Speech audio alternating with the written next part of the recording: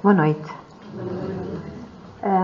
Então, como o doutor disse, uma vez que nos aproximamos realmente da época da Páscoa, o tema que me foi proposto desta vez foi tratar e estudar a última ceia.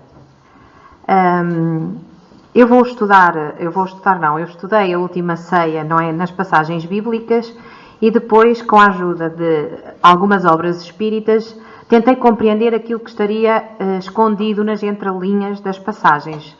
Uma vez que, além de Jesus nos ter ensinado através do exemplo, Jesus foi exímio em metáforas, em comparações, muitas das vezes difíceis de nós interpretarmos e de nós realmente compreendermos o que é que ele queria dizer com determinadas analogias que ele fazia e que dizia aos apóstolos.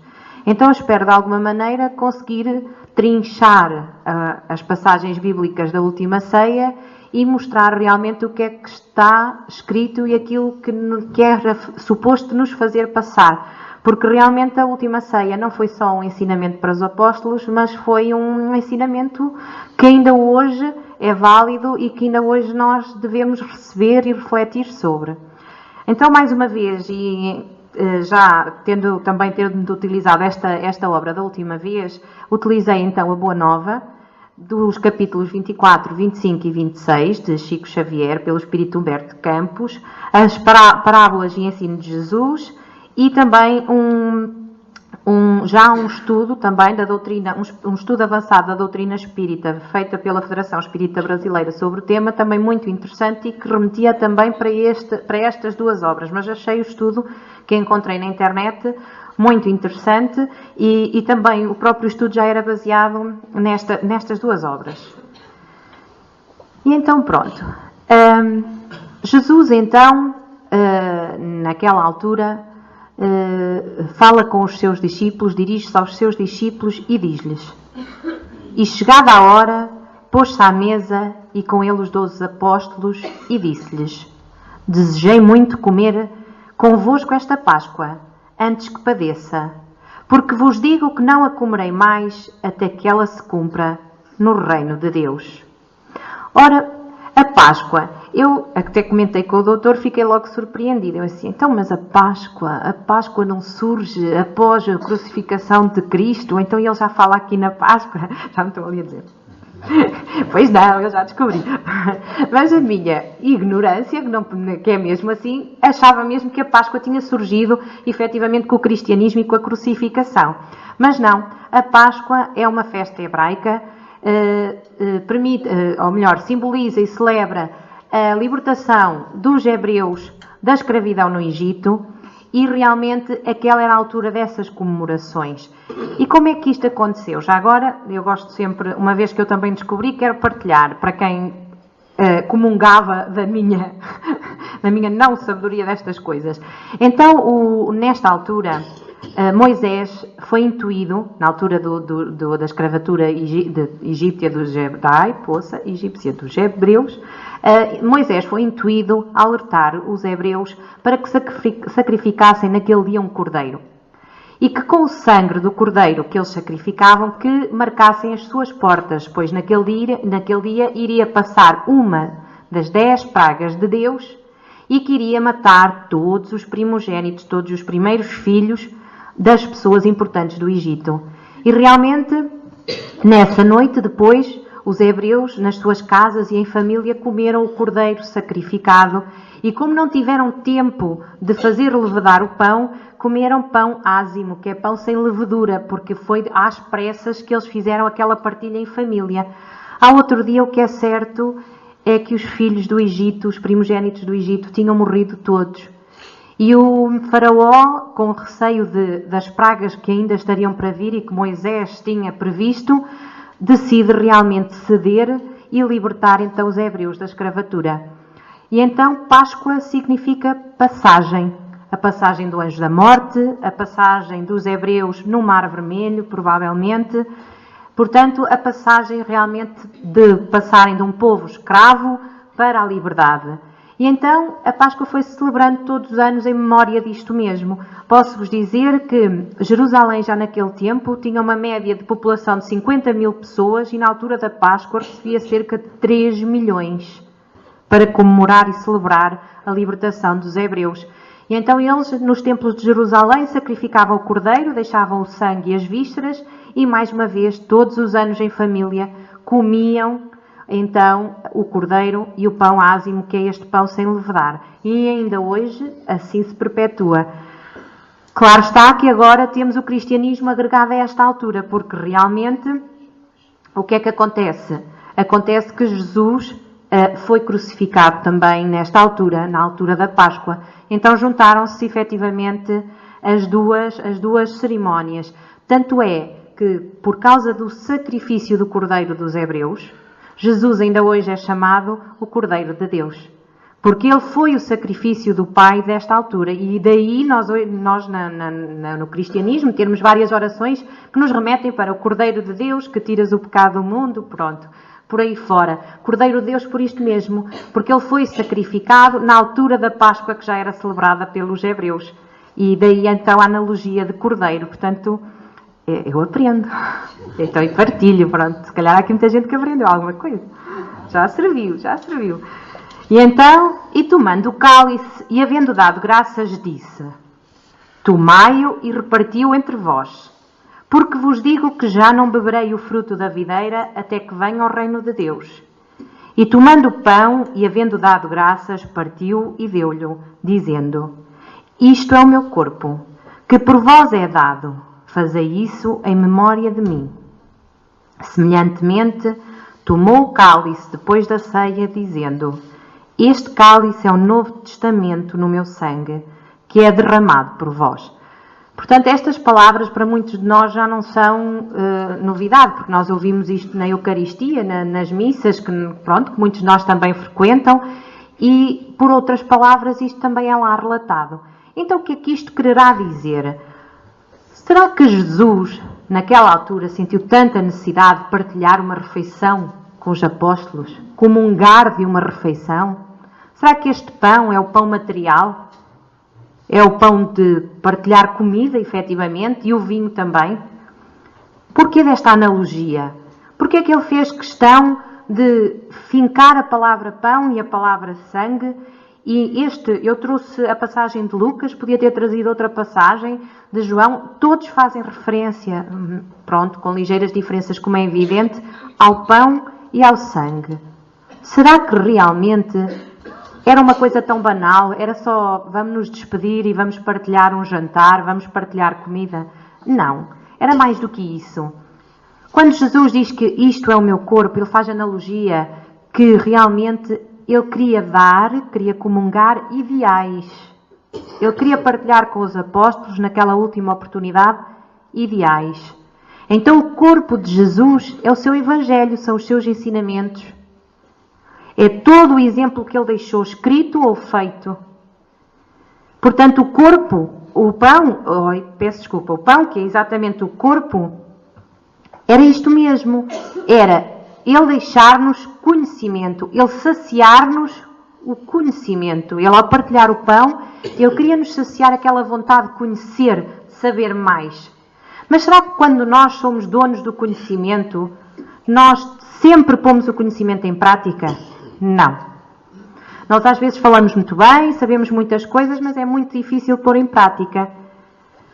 Porquê é que o vinho está associado ao sangue? O vinho, não é? O vinho, o que é que nos faz? Tolda-nos os atos, não é? As pessoas embebedadas ficam com os atos moldados através daquilo. E então o vinho é isto mesmo. É nós interiorizarmos os conhecimentos de Jesus e agirmos de acordo. O vinho vai mais além do que o pão, do que o corpo dele. O vinho, no cálice, são os atos. São nós nos modificarmos através do conhecimento. E a nossa alma, a nossa moral, ficar muito mais evoluída. Portanto, quando ele naquela altura quis comungar, quis partilhar com os apóstolos o pão e o vinho, não pensemos em coisas materiais. Ele queria partilhar ideais.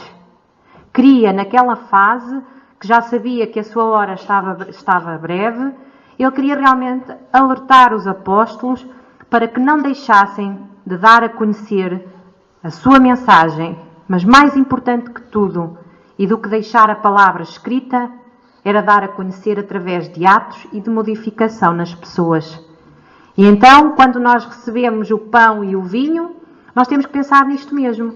Saciar o corpo mundano de palavra, sim senhor, e depois até que ponto é que a palavra nos flui através do nosso corpo para que todos os nossos atos sejam de acordo com aquilo que nós dizemos. Porque realmente é fácil dizer, muito mais difícil é fazer. E o sangue está pelo nosso corpo todo. E vai muito mais além. Portanto, associar sempre pão, saciar o corpo, sangue, saciar a alma. E depois, durante realmente a ceia e o tempo que eles partilharam, Jesus diz, porque os apóstolos estavam um pouco incrédulos quando ele dizia que se aproximava a hora dele, como é que um pai que manda um filho à terra e que é soberano e que ele falava que Deus era tão bom, tão sábio, como é que ia deixar que o filho fosse acorrentado, que fosse morto? Não me mandaria vir mais umas pragas, mais qualquer coisa que o libertassem? E Jesus diz, tende calma, se me amardes, guardareis os meus mandamentos, os meus ensinamentos. E eu pedirei ao Pai, e Ele vos dará outro Consolador, para que fique convosco para sempre. Este Consolador, que é falado no Evangelho de João, é o Espírito de verdade. Pelo menos nós espíritas acreditamos que sim. Este Consolador já chegou. Na altura Jesus falava que nem toda a gente tinha ouvidos para ouvir e olhos de verdade para o ver, porque nós não compreendíamos naquela altura. Os espíritos daquela altura eram mais embrutecidos. Então não compreendiam a verdade e não viam as questões da alma. Viam só as questões materiais. Hoje em dia já há pessoas que vêm com uma mediunidade mais desabrochada e que já entendem e percebem e aceitam estas questões da alma. Ele diz mesmo que só naquela altura, só os apóstolos é que eram tocados ainda por estas questões, porque eles de certeza que já tinham algum dom de mediunidade e tinham alguma sensibilidade para estas questões. E então ele diz-nos, calma, se vós vos amardes de passarem a minha palavra, o meu Pai não vai fazer com que se esqueçam de mim daquilo que eu vos ensinei. Ele vai mandar alguém, um outro Consolador, que vos relembre, porque o Espírito de verdade não nos veio dizer nada de novo. Pelo contrário, ele veio-nos relembrar os ensinamentos de Jesus. Portanto, tem tudo a ver. Ele vem-nos dizer, amai-vos e instruí-vos. Portanto, praticai e também alimentai o corpo, não é, do ensinamento, mas também praticai o amor. Nada vem de novo com o Espírito de verdade. Simplesmente nos relembra constantemente e nos faz despertar novamente para coisas que já eram passadas, que Jesus já nos tinha trazido e que podiam cair no esquecimento. Depois, ele, quando nestas conversas e os apóstolos a colocarem questões e dúvidas ao Senhor, mas o que vai ser de nós? O que é que vamos fazer quando vier o reino dos céus? Quem será o maior de nós? Preocupados com coisas materiais, preocupados em ver, então a partir de quando nós ganharmos, nós vamos entrar por Jerusalém, vamos invadir os templos, porque se Jesus vai sair vitorioso, nós vamos ser os maiores de Jerusalém. E Jesus foi-lhes pondo a mão, serenamente, sabiamente, sem nunca se irritar com eles, olhando-os sempre com carinho, mas dizendo, calma. E então é que ele lhes pede, entre aspas, não era para atiçar, não é isso, era para dizer que estava sereno, que compreendia tudo e todos e mostra que ele sabia já o que é que vinha, o que estava para acontecer, tudo. E então ele diz mesmo, mas eis que a mão do que me trai está comigo à mesa. E nós sabemos que foi Judas que traiu Jesus. E na verdade o Filho do Homem vai segundo o que está determinado. Mas ai daquele homem por quem é traído. E começaram a perguntar entre si qual deles seria o que havia de fazer isso. Eles estavam todos exaltados, então o que é que vai ser de nós? E de repente Jesus atira esta bomba. Judas, pelo que se sabe, resignou-se e os outros, não pode, e como é que está aqui a pessoa que te vai trair? Não é possível, porque o teu pai não vai deixar, se Deus é assim tão omnipresente, omnipotente, isto não vai acontecer, como podes estar tu a dizer isto, mestre? E Judas nada disse. Jesus realmente, ele não queria, como é que é de explicar? Ele não queria condenar Judas à frente dos outros, tanto que ele não disse quem era. Apenas queria mostrar aos apóstolos que os seres humanos ainda são muito frágeis em relação às leis dos homens. Porque Judas, se nós pudermos dizer, se assim se pode dizer, ele traiu Jesus com a melhor das intenções. O que é que Judas pensou? Ao eu entregar o mestre, vão-me dar um cargo político e religioso importante e quando eles menos se aperceberem, eu solto-o. E nós continuamos esta batalha do cristianismo e juntos nós vamos ser mais, porque eu vou ser importante e eu também o vou fazer importante.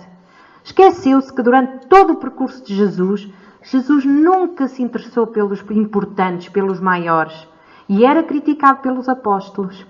Os apóstolos achavam que ele devia fazer acordos políticos, que devia ir ao Sinédrio, que devia fazer acordos religiosos, ser recebido pelas pessoas importantes da altura, porque só através do poder é que ele algum dia ia espalhar o cristianismo.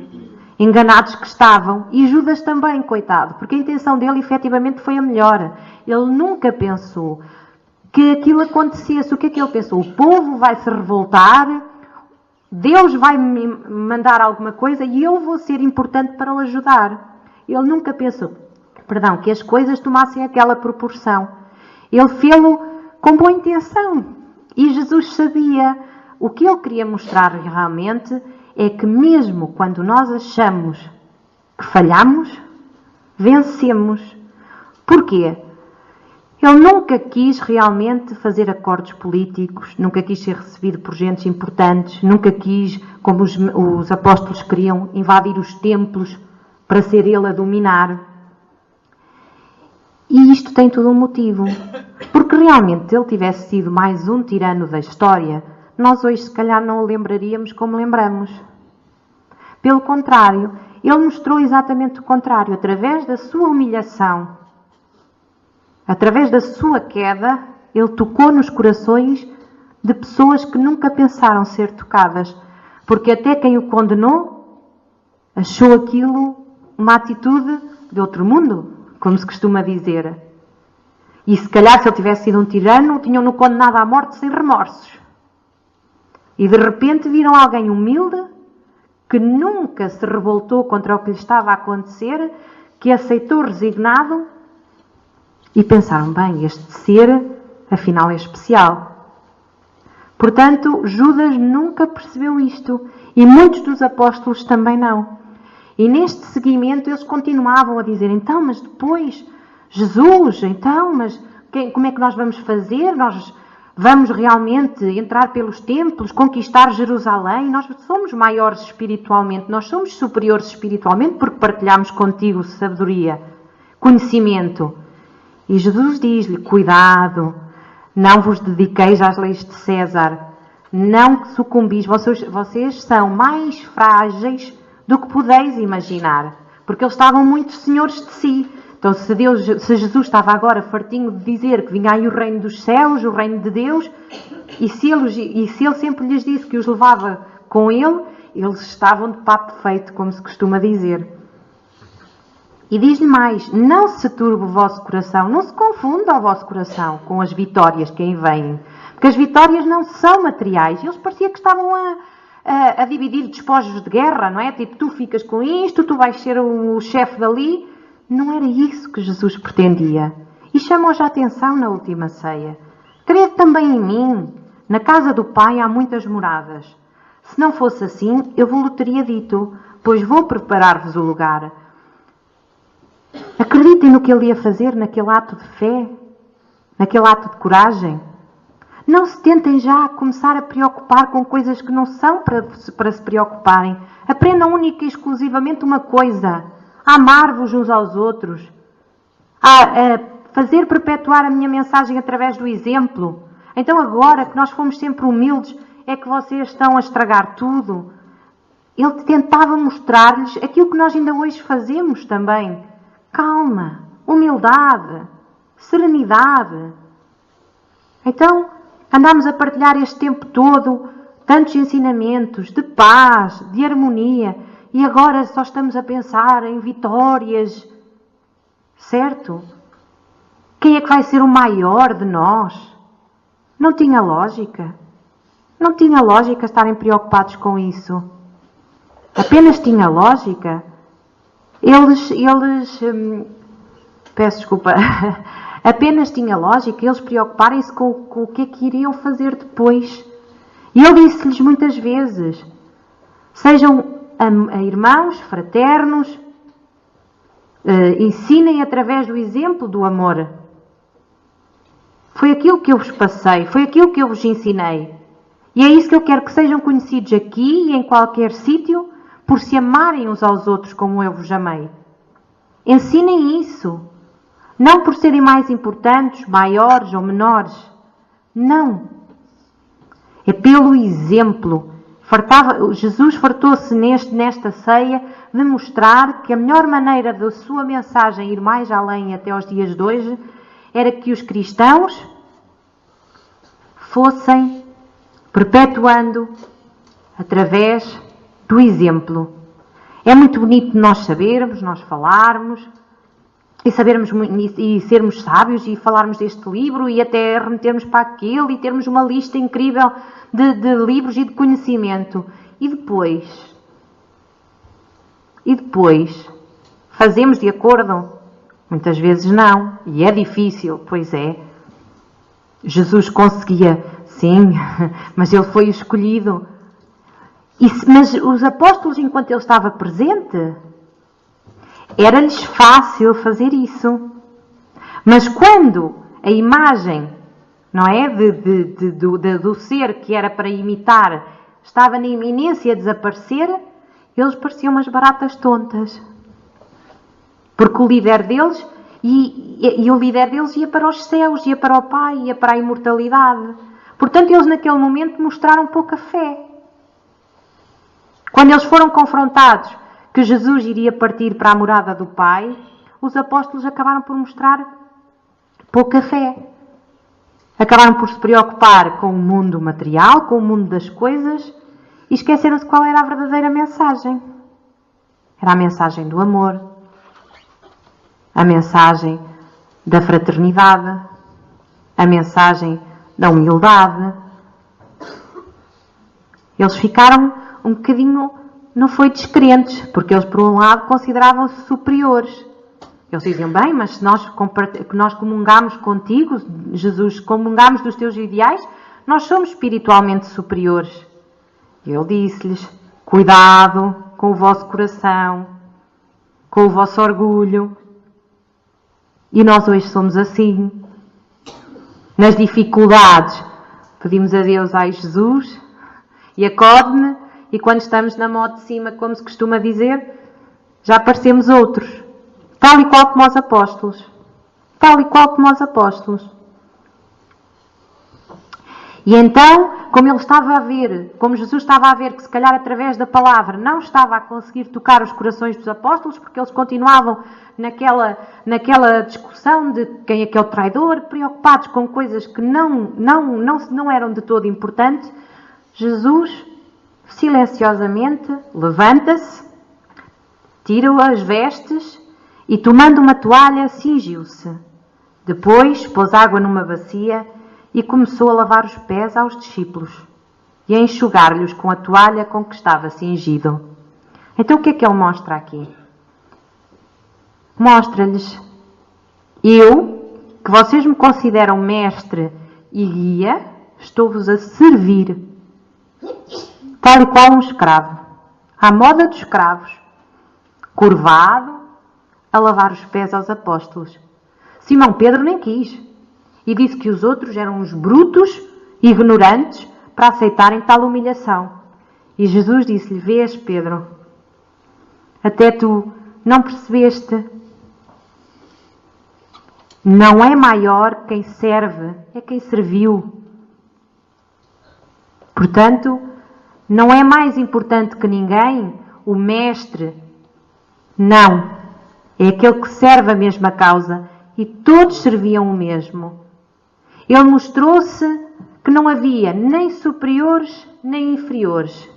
Ele mostrou que estavam todos a servir a um só Deus e a uma só causa, que era o amor pela humanidade e o amor por uns pelos outros. Não havia maiores, mas também não havia menores. E até diz mais que se calhar o maior é aquele que toda a vida foi o menor. É maior que em bens materiais, em aquisições? Não. É maior de sentimentos. É maior espiritualmente.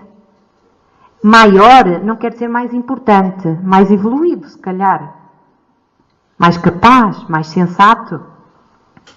E o lava-pés foi mais uma das mensagens de Jesus através do exemplo de como a humildade devia ser a nossa bandeira. E tantas vezes que no nosso dia-a-dia nós, às vezes lá está, tipo Judas, não é de propósito, mas inferiorizamos alguém.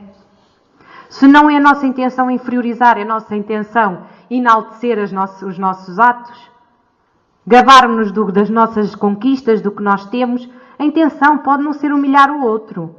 Pode. Mas ao mesmo tempo estamos a querer ser superiores. E Jesus mostrou-nos mesmo. Vamos nos servir uns aos outros. A mesma causa. Esta ceia é comungar ideais. Comungar estratégias para que o amor seja para toda a vida e para toda a humanidade. A humanidade precisa destes exemplos. E por isso é que Ele o fez. Para que pelo menos naquele momento de lava-pés eles se unissem. E unissem, olha, está perante nós, baixou-se, está abaixo de nós. E eles sentiram-se iguais. E era isso que Jesus queria, que eles se sentissem iguais a Ele. E quando Ele desaparecesse, que eles continuassem exatamente a fazer o mesmo papel. Qual era? Continuar a sua mensagem através do exemplo. E um cristão devia ser isso mesmo. Não devia andar com uma Bíblia, a ler e a espalhar a mensagem de Jesus. Não, as pessoas deviam se sentir curiosas para conhecer aquela pessoa, pela pessoa que é, pelo que pratica. Eu gostava de ser amigo ou conhecer melhor tal pessoa pela conduta que ela tem. Porque é amiga do outro. Porque é humilde. Porque é caridosa. E não porque sabe muito e fala muito bem, e usa palavras caras e até lê uns livros. Não. Mais importante que isso realmente é o exemplo. E para sermos cristãos nós temos que pensar em Jesus. Não vamos ser como Ele. Não. Mas se de alguma maneira nós recebermos um bocadinho e fizermos à sua imagem e semelhança, já é muito bom. Até porque Ele também diz na última ceia: eu sou caminho, verdade e vida. Vida eterna da alma. Ele é caminho para a morada do Pai. Porque se Jesus habitar no nosso coração, como eu disse no Natal, quando é que era Natal? Quando é que nascia Jesus? Que era quando Ele nascesse no nosso coração. Deus também está cá dentro ao mesmo tempo. Porque Ele e o Pai são um só. E como é que Jesus habita no nosso coração? Fé. Então a última ceia já nos fala de humildade, fala-nos de amor constantemente, fala-nos de fé. Que é preciso fé, é preciso acreditar.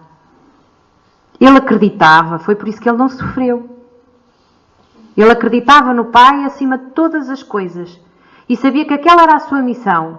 Então ele não teve medo, nunca receou, nunca se virou contra o Pai, nunca ficou enraivecido. Porque efetivamente sabia que nada de mal iria acontecer. E nós muitas vezes temos receio. E viramos-nos contra o Pai. E a fé escapa por entre os dedos. Era fácil ter fé nas melhores alturas das nossas vidas. É difícil ter fé quando nos aparecem os problemas. Pois é, é verdade. E acho que não há aqui ninguém que nunca tenha duvidado. É difícil. Lá está. Neste momento, a humanidade ainda não pode ser Jesus, mas pode ter um pouco de Jesus no seu coração. Um dia mais tarde, a ideia é que este planeta seja realmente um planeta já só de amor. Um planeta à imagem e semelhança de Jesus. Neste momento ainda não é. Estamos a caminho. Já melhorámos um bocadinho. Era provas e expiações, estamos a caminho da regeneração. É porque a humanidade melhorou. E se nós efetivamente vivermos de acordo com aquilo que nós lemos acerca de Jesus, a humanidade melhora. Sem dúvida que melhora. A humanidade evolui. Sem dúvida que evolui. Se nós não sentirmos que somos superiores a ninguém, que somos todos irmãos e todos iguais, muitas das lutas, muitas das incompreensões entre uns e outros é que vão acabar por terminar. Sem dúvida que vão. E nós vamos evoluindo. Cada vez mais chegados, cada vez a amarmos-nos mais uns aos outros, cada vez a sentirmos aquilo que Jesus queria, mais irmãos. Porque Ele era e sentia-se irmão dos apóstolos e de todos os outros, sejam aqueles que o seguiam, como aqueles que não o seguiam. Por isso é que Ele nunca se voltou contra eles, porque era o mesmo que se estar a voltar e a revoltar contra os próprios irmãos. Se todos somos filhos de Deus, mais uma vez, é fácil? Não é. Mas pelo menos Jesus fez uma coisa. Não leu ou não deixou só palavras bonitas. Fez. As palavras bonitas nem são dele. São de quem presenciou os atos, as atitudes. Certo? Porque ele que eu saiba não escreveu nada. Pelo menos. Agora, quem viveu com ele, quem partilhou, quem comungou dos seus ideais, quem privou com ele, esses sim escreveram. Mas escreveram o quê? Os seus exemplos, as suas atitudes. Muitas vezes difíceis de entender. Nas entrelinhas lá andamos. É difícil, muitas vezes é. Mas se nós nos dedicarmos, nós conseguimos entender. Porquê? Porque nós já estamos noutra etapa. E os nossos corações, se calhar, já estão um bocadinho mais abertos para este tipo de aprendizado. E nós, espíritas, acabamos por ter uma vantagem, porque nós também conhecemos o Consolador, o Espírito de Verdade. E ele diz-nos, lá está, amai-vos e instruí-vos.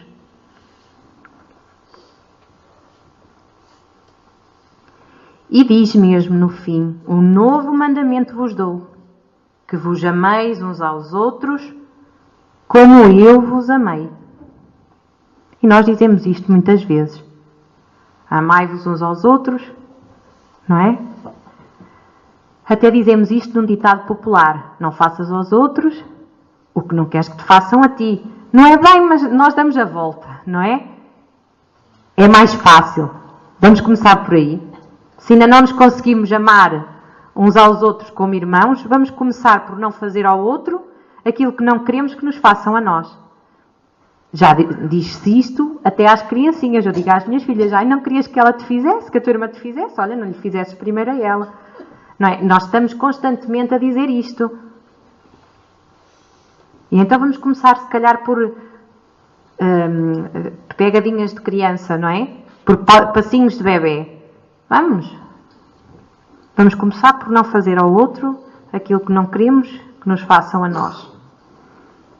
E se calhar é mais fácil realmente chegarmos a um ponto em que nos amamos todos por igual. Certo? E realmente, pronto, já estou mesmo a chegar ao fim. E vou então fazer só um breve apanhado de quais foram realmente os ensinamentos deixados nestes bocadinhos da Bíblia, dos Evangelhos que eu trouxe, porque realmente havia outros, alguns até mais complicados de entender, a falar do mesmo, mas mais difíceis de interpretar. Escolhi estes por achar que eram mais simples, lá está, era o que acabei de dizer. Então Jesus, nesta passagem, dá-nos vários ensinamentos, dá-nos vários exemplos de coisas que quer que façamos, que a humanidade faça até hoje. Na altura queria que fossem os apóstolos a fazer, hoje somos nós.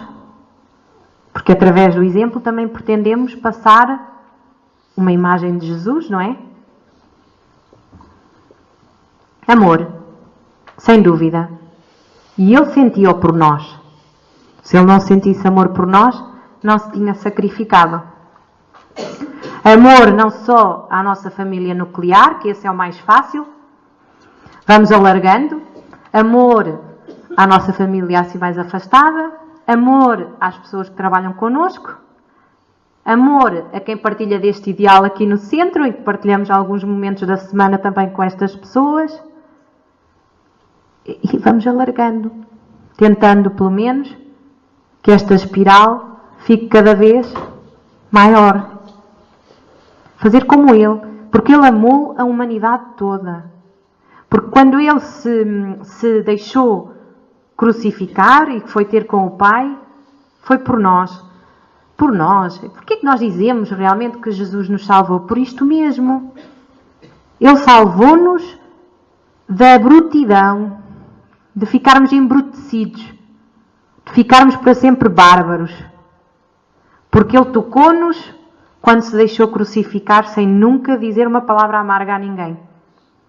Porque como Judas pensou, se ele tivesse sido um tirano, se ele tivesse invadido, era mais um. Era mais um. Olha aquele, disse umas palavras bonitas, fez umas coisas bonitas, mas olha depois no fim, quando se viu que o poder todo foi igual aos outros. E este não foi igual, salvo seja, não é? Não foi igual aos outros, ele foi diferente dos outros todos. Quando toda a gente pensou que o cristianismo ia acabar, pronto, morre, nunca mais soube falar, os outros fogem a 7 pés, e também não foi de todo mentira, não é? Os outros fogem, isto vai acabar por aqui, nós acabamos aqui já com o rastilho, não há aqui nada que dê com isso. Asneira. Porque ao verem aquele ser que não fez nada, como é que é possível?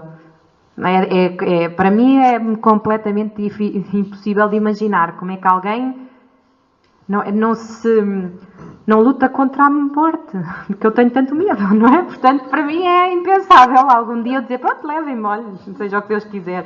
Nunca na vida. Eu estrabuchava. Eu, quando pudesse, Senhor. Cada um, não é? Eu tenho este trauma. Se calhar vim cá para o vencer, não sei. Acho que ainda não é desta que me levam de boa vontade. Eu acho que vou dizer tanto, não. Se arranjar lá um sítio para fugir, eu... Né? Não é desta vez não. E então, amor, abnegação. Abnegação porquê? Ele desistiu de tudo. De tudo. Tudo. Deixou tudo.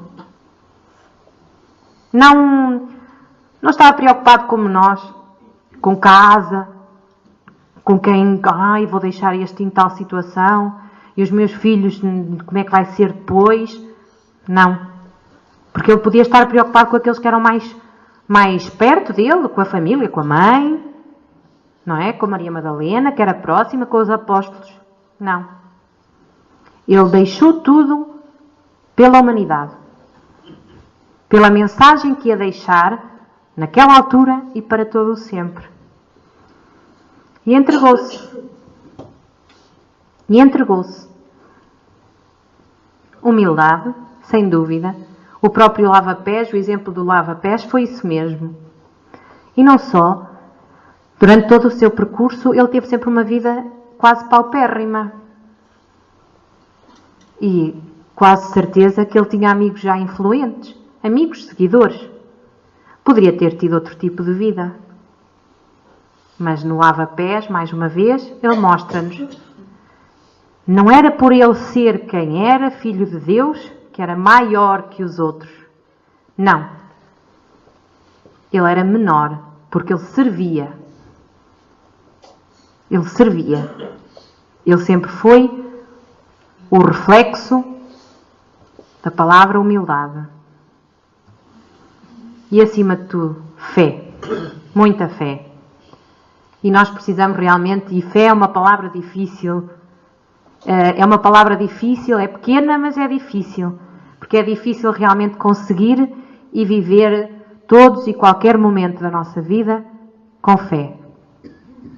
E ele acreditava no Pai e acreditava que se nós o deixássemos entrar em nossos corações, mais uma vez, ele era caminho, era verdade porque nos dá lucidez naquilo que somos, porque é que aqui estamos e para onde vamos. E é vida, não vida material, não vida carnal, mas vida da alma eterna. E pronto, é assim que eu vos deixo, realmente, com a palavra fé em último, porque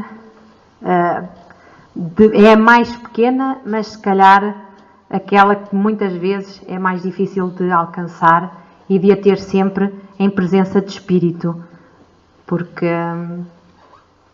é mesmo assim, porque nós ainda somos humanos e temos ainda muitas vezes o nosso coração turvado pelas coisas da terra, pelo material, e achamos que os problemas que nós vivemos aqui na terra são os piores que alguma vez nos poderão vir a acontecer, e não temos fé. Não temos fé e não deixamos que Jesus realmente viva a tempo inteiro nos nossos corações. Portanto, vamos mesmo acreditar que Ele é caminho, que Ele é verdade e que é vida. E boa noite.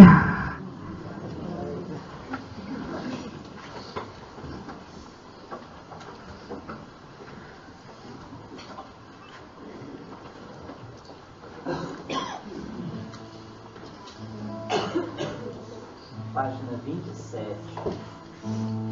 Caminho, verdade e vida. Como que Jesus certo dia andara junto ao lago azul de Genezaré, e as multidões ele ministrara seus ensinamentos de amor e fé, com saliva e lodo curaram cego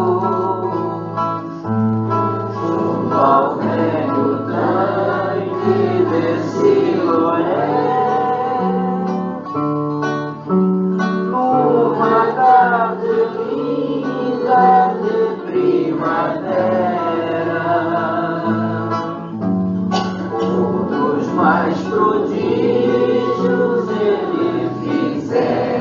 Na cidade santa de Nazaré,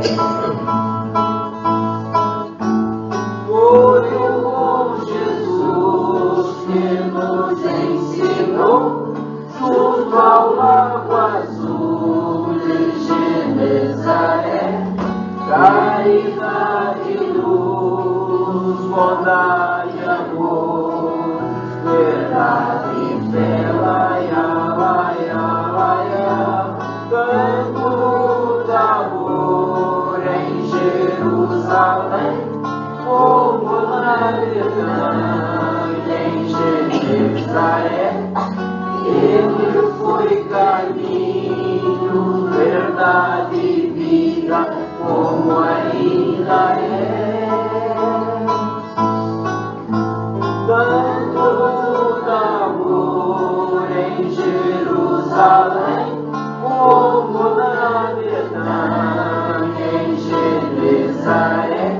Ele foi caminho, verdade e vida, como ainda é.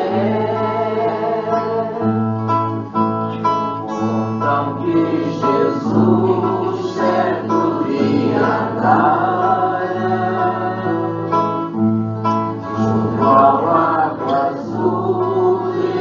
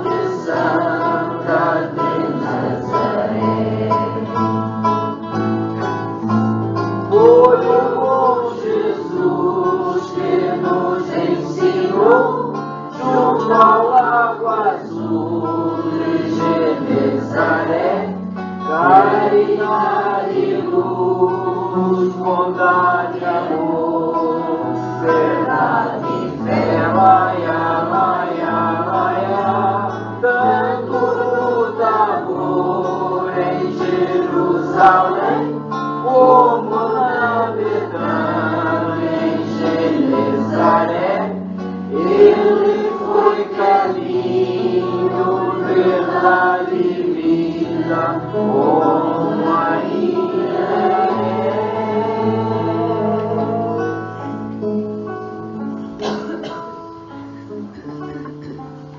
A página anterior, a página 26. Vejo a luz de uma estrela.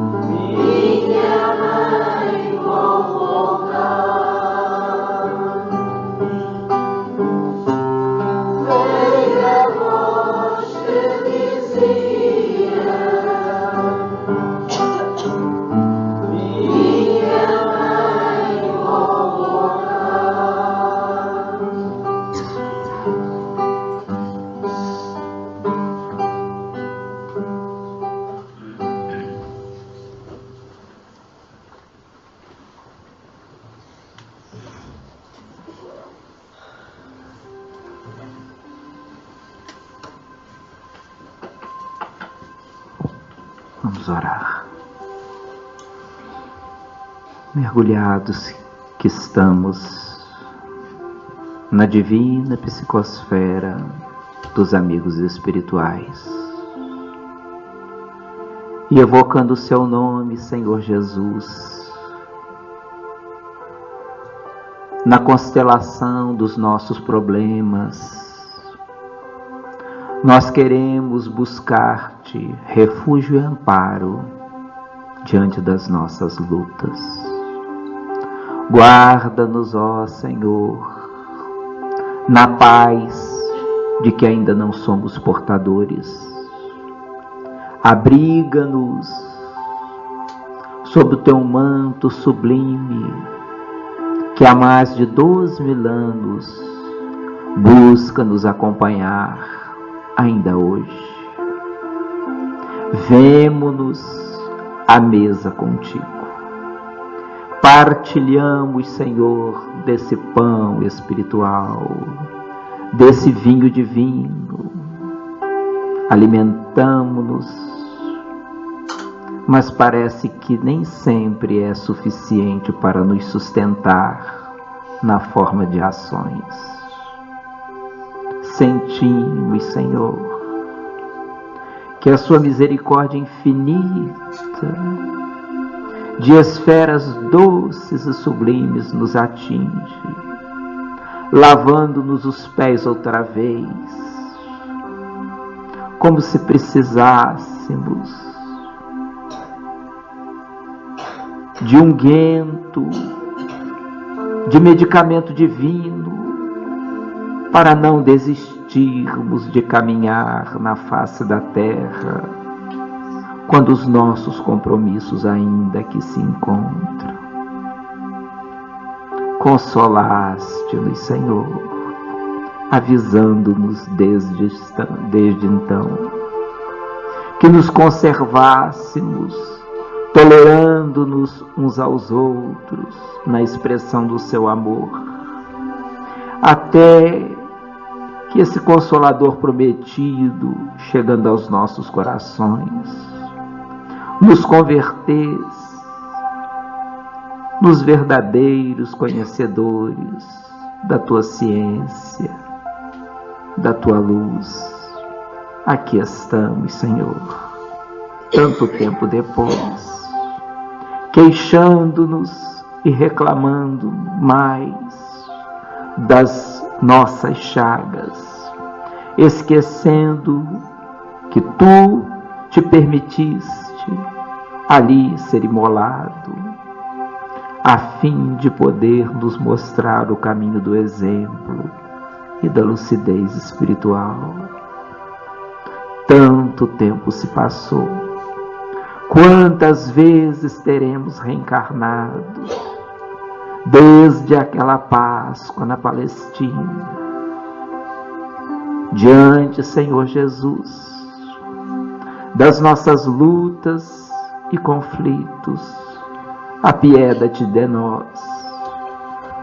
Usa de misericórdia para com as nossas chagas, aquelas que estão exteriorizadas no corpo, a maneira de enfermidade e aquela que trazemos como tormento íntimo, com os pensamentos perturbados tantas vezes.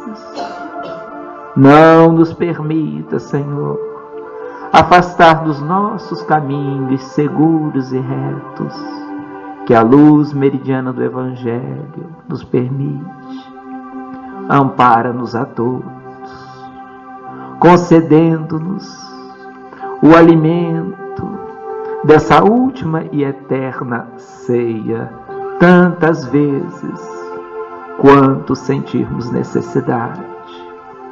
Assim nos despedimos, Senhor, rogando suas bênçãos e nos envolvendo na tua paz. Que assim seja.